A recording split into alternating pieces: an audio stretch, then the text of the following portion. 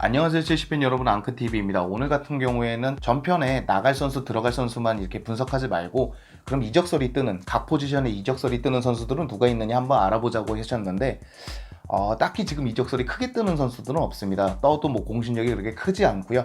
공격수 같은 경우에는 겨울 이적 시장에 떴던 선수들도 조금 포함했고요. 대체로 램파드 감독이 원했다라고 나오는 소스가 있는 선수들을 주로 이렇게 담아봤습니다. 그리고 제가 개인적으로 원하는 선수들까지 조금 담아봤기 때문에요. 뭐 지금 이적설이 뜬다는 얘기보다는 이런 선수들도 이적설이 뜨고 있다, 이렇게 보시면 될 것 같습니다. 바로 시작하겠습니다. 공격수는 말씀드린 대로 타미만 남고 지루, 바추아이는 나갈 것 같습니다. 개인적으로 지루는 월드컵을 뛰면 그 다음부터는 이제 좀 자신이 뛸 수 있는 팀으로 갈라 하는 것 같고, 바추아이는 이상대 폼이면 그냥 거의 낙오되는 수준이거든요. 폼이 너무 좋지 않기 때문에 지루랑 바추아이는 나간다는 전제하에 말씀드리도록 하겠습니다. 공격수 링크는 지금 딱히 뜨지 않습니다. 제일 많이 떴던 공격수들이 무사 덴벨레와 베르너죠. 티모 베르너인데, 덴벨레부터 뜨져보자면 스카이 스포츠에서는 8,300만 파운드, 하나로 1,300억 정도거든요. 양심이 없네. 사실상 1,300억이나 되는 금액을 들여서 덴벨레를 사오지 않았기 때문에 겨울에도 계속 깎는다, 안 판다, 성명서 내고 막 이런 식이어서 덴벨레도 이 가격에는 오지 않을 것 같고요. 베르너 역시 리버풀행에 더 가까워진 모습을 많이 보여주기 때문에 이 둘이 되지 않더라도 1옵션이 오고 타미가 2옵션 정도로 밀리는 것이 아닌가. 경쟁자인 2옵션, 1옵션 언제든 바뀔 수 있는 그런 거고, 3옵션까지 영입할 것 같지는 않아요. 왜냐면 실제로 유스에도 좋은 선수들이 많습니다. 실제로 아르만도 브로자라는 선수도 있거든요. 재계약도 했고 득점력, 결정력도 좋고 실제로 제2의 탐이 제2의 치크가 될 선수라고 얘기하기 때문에 3옵션 정도의 유스를 콜업하는 것도 나쁘지 않다고 봐서 공격수는 굳이 영입을 한다면 1옵션 정도 영입할 것 같습니다. 영입은 대체로 한 900억 선에서 멈추지 않을까. 요즘 뭐 이적 시장이 워낙 금액이 높이 올라갔기 때문에 한 그래도 900억 선까지 내리지 않을까라는 생각을 하고요. 금액을 더 투자한다면 지루와 바추아이가 어느 금액에 팔리느냐가 중요할 것 같습니다. 한 470억 정도, 그러니까 한 3천만 파운드가 470억이더라고요. 한 그 정도 금액만 돼도 지루 좋잖아요. 지루 월드컵 우승 멤버고 바추아이 뭐 응? 중원 알아보겠습니다.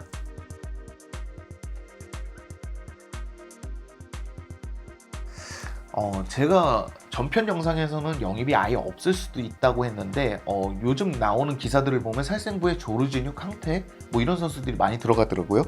조르지뉴나 캉테 한 명만 팔려도 중원은 영입이 돼야 됩니다. 사실상 특히 조르지뉴 같은 경우에는 수비형 미드필더가 공백이 생기는 거고, 캉테가 나간다면 박스 투 박스 역할을 해줄 선수가 공백이 생기는 겁니다. 이 둘 다 뭐 탐탁한 경기력까지는 아니더라도 이 둘만큼 해주는 선수도 당연히 없기 때문에 영입이 될 것 같습니다. 가장 말이 많이 나오는 건 밀란코비치 사비치와 우셈 아우라르라는 선수입니다. 하나는 리옹, 하나는 라치오에서 뛰고 있습니다. 우셈 아우라르부터 보시면 175cm에 70kg고요. 리그에선 3골 3도움을 하고 있습니다. 이 선수 같은 경우에는 펩 가르디올라가 정말 믿기 어려울 정도로 잘하는 선수다. 나 이렇게 잘하는 선수 정말 간만에 본다고 얘기할 정도로 극찬을 한 선수입니다. 제가 본 바로는 드리블이 좀 상당히 좋습니다. 약간 코바치치처럼 탈압박을 이용해서 유연하게 이렇게 빠져나오는 식이라서 거칠지 않고, 또 그래서 볼 배급도 잘하고 조율 능력도 있고, 게다가 수비력까지 어느 정도 갖추고 있습니다. 활동량을 이렇게 해가지고 수비까지 이렇게 가담을 잘해주는 선수라서 육각형에 가까운 선수기는 합니다. 다만 안타까운 건 이제 GF처럼 조금 왜소한 느낌이라서 피지컬적인 문제가 있습니다. 거기다가 이제 체력적인 문제도 조금 드러낸다고 하더라고요. 뭐 이제 영상들만 봐서는 모르겠지만 체력적인 문제도 어느 정도 드러낸다고 해서 이건 문제가 되겠지만, 피지컬, 체력은 98년생이 되기 때문에 아직 연글지 않았다고 보고 개선 가능성은 충분히 있습니다. 다만 조르지뉴, 코바치치가 나가지 않는 한 지에으까지 들어온 상황에서 영입되지는 않을 것 같고요. 게다가 상대가 리옹입니다. 무사 덴벨레 때 보셨죠? 이 선수도 한 700억 이상부터 부른다고 합니다. 다음 후보인 밀란코비치 사비치는 뭐 설명드릴 게 딱히 없습니다. 95년생이고 92cm. 그러니까 제공권이 굉장히 좋습니다. 뭐 선수 자체가 제공권을 이용한 연계, 뭐 볼 배급 이런 것도 할 정도고요. 세트피스에서 당연히 강점을 보이고 있고요. 현재 첼시가 중원에서 공중볼 싸움, 공중볼 경합 이런 거에서 약간 부재가 있거든요. 캉테 큰 키 아니고 조르지뉴 큰 키 아니고 코바치치 큰 키 아니다 보니까 전체적으로 좀 제공권이 아쉽다라는 느낌은 있었는데, 사비치가 들어온다면 그런 부분이 많이 해소가 됩니다.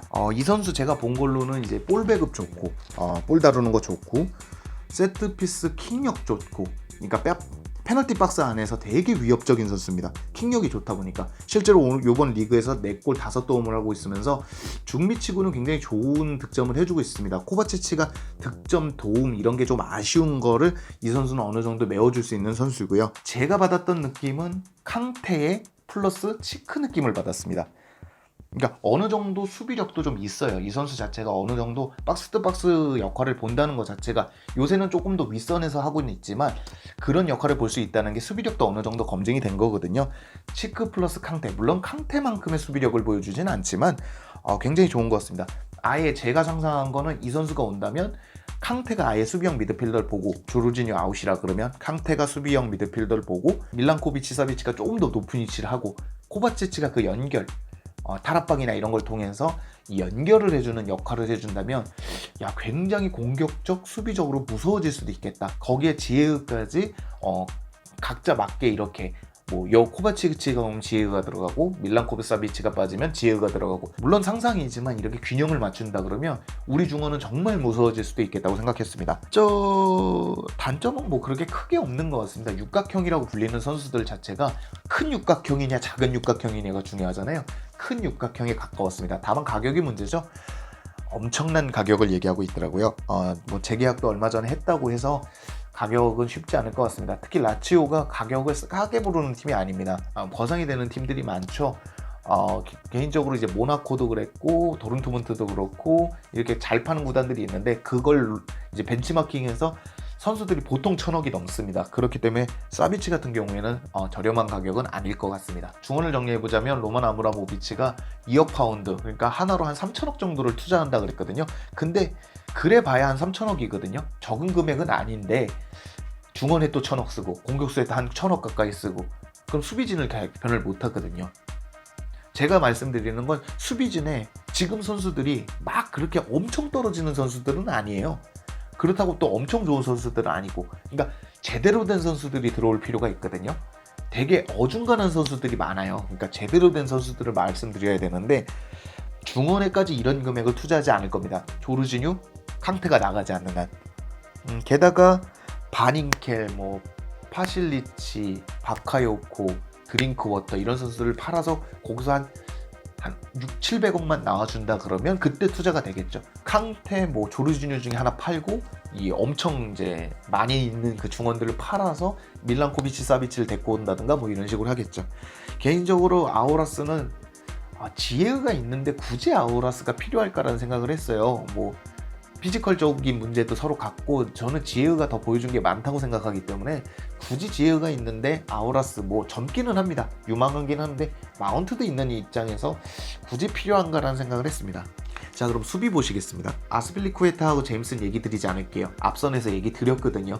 이들은 어떻게 썼으면 좋겠다 얘기가 됐기 때문에.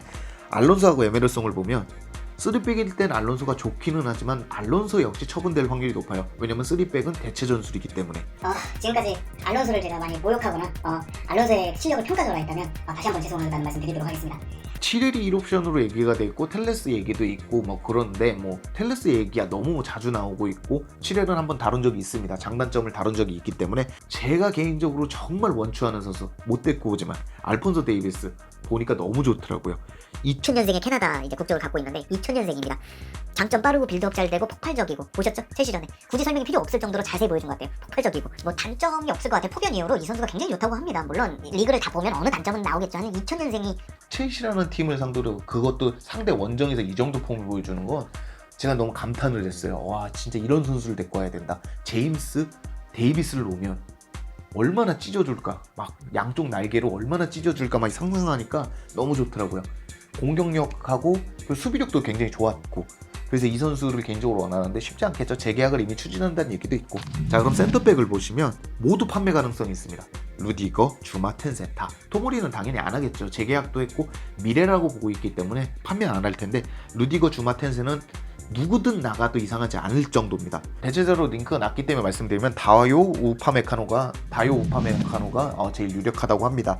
물론 이적 시장 가봐야 알겠지만 185cm에 83kg로 큰 키는 아니에요. 센터백이 이 정도면 큰 키는 아니거든요. 다만 좋은 건 재계약이 21년까지이기 때문에 영입 금액은 조금 내려갈 수 있습니다. 재계약을 안 한다면. 장점은 라인을 많이 올리는 라이프치히거든요. 공격할 때 라인을 올리는데 상대방 뒷공간이 열리게 되잖아요. 그럴 때 이 선수가 대인 마크도 좋고 예측 능력도 좋고 또 빨라요. 좀 빠르다고 합니다. 그래서 이 수비 커버하는 능력이 굉장히 좋다고 합니다. 태클도 깔끔하게 들어가는 편이고 거기다가 빌드업 능력이 있고, 그러니까 파이터형 선수지만 현대 축구가 원하는 그런 기능들은 다 해줄 수 있는 선수입니다. 다만 제공권, 뭐 큰 키 아니라고 말씀드렸으니까 제공권이 좀 아쉽고, 물론 잘 딴다고는 하지만 아케랑 비슷한 것 같아요. 헤딩을 장점이라고 볼 수는 없는 것 같아요. 큰 키가 아닌 이상. 똑같은 예로 들면 케파가 공중볼로 고생한 적은 크게 없거든요. 하지만 공중볼이 장점이라고 얘기 안 하듯이 큰 키가 아니니까. 우파메카노도 마찬가지인 것 같습니다. 거기다 약간 유리몬 기질이 있대요. 잔부상이 많다고 합니다. 그래서 잔부상 많은 선수들이 이미 첼시 센터백에 어느 정도 있기 때문에, 루디거도 그렇고, 그래서 좀, 그리고 제일 중요한 건 이 선수가 갖고 있는 재능은 주마 루디거가 어느 정도는 갖고 있습니다. 주마 루디거도 뭐 빌드업을 잘한다고 볼 수는 없지만 그거 정도를 제외하고 나면 우파메카노에게 크게 밀리지 않거든요. 그러니까 다른 메리트를 줄 수 있는 선수가 와야 되는데 우파메카노는 약간 비슷한 유형이 또 온다는 느낌이 있어서 조금 이 선수만 영입할 생각이라 그러면 아쉬운 것 같습니다. 자, 그럼 이제 케파를 봐야겠죠. 공격 골키퍼진을 보겠습니다. 거론되는 거 오나나, 오블락, 픽포드죠. 자, 오블락 같은 걸 설명드릴게요. 오나나는 있습니다. 영상 있습니다. 오블락 같은 경우에는 설명이 필요 없는 이 시대의 최고의 골키퍼 중에 하나입니다. 노이어가 약간 저무는 거고 데야가 예전 폼이 아니고 3대장이었잖아요. 오블락은 거의 네노라는 골키퍼 중에 최고라고 볼 수 있습니다. 일단 선방력이 미쳤다는 것 같아요. 선방을 너무 잘합니다. 세이브 능력도 너무 좋고, 이 공중볼 능력도 좋고, 경합도 좋고, 그러니까 부족한 점이 없어요. 부족한 거 뭐 빌드업 얘기가 있는데, 램파드 감독 축구는 사리 감독처럼 빌드업을 너무 중요시하는 것까지는 아니거든요. 골키퍼한테 약간 롱볼도 차라고 두는 거 봐서 사리는 진짜 지독스러울 만큼 롱볼을 못 차게 했거든요. 그거에 비하면 램파드 감독은 어느 정도 빌드업에 그렇게 목숨을 거는 것 같지는 않아서, 물론 후방 빌드업을 중요시하는 감독이기는 하지만 골키퍼까지 그렇게 빌드업을 시키지는 않거든요. 그렇기 때문에 오블락이면 땡큐죠. 너무 좋은 것 같습니다. 뭐 스왑딜 얘기도 있고 그런데 저만 가능성을 좀 낮게 보는 것 같아요.